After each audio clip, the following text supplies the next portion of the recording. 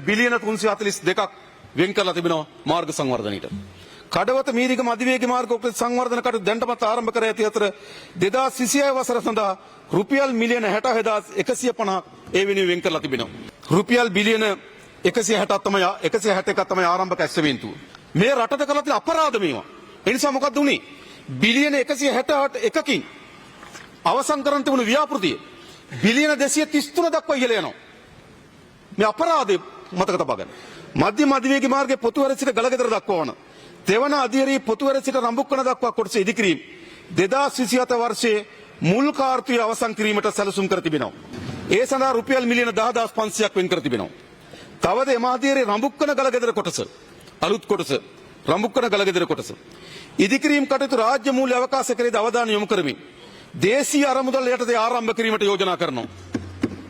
එමෙන්ම කටුගස්තුට ගලගෙදර දක්වන මාර්ග කොටසද පුළුල් කිරීමට අවශ්‍ය අධ්‍යයන කටයුතු ලබන වසරේ ආරම්භ කිරීම සැලසුම් කර තිබෙනවා.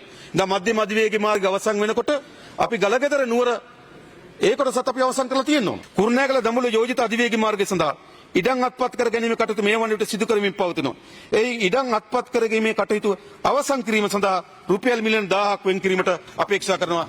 රුවන්පුර අධිවේගී මාර්ගයේ කහතුටුව සිට ඉංගිරිය දක්වා කිලෝමීටර් 25ක අධිවේගී මාර්ග කොටසේ ඉදිකිරීම අක්‍රමවත් ලෙස තැනින් තැන සිදු කර ඇති අතර ආර්ථික අර්බුදය සමග ඉදිකිරීම තාවකාලිකව නවතා තිබෙනවා.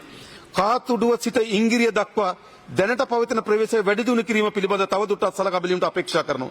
මෙම අධිවේගී මාර්ග කොටසේ ඉඩම් අත්පත් කර ගැනීමද අඛණ්ඩව සිදු කරමින් පවතින අතර ඒ සඳහා රුපියල් මිලියන 1500ක් වෙන් කර තිබෙනවා.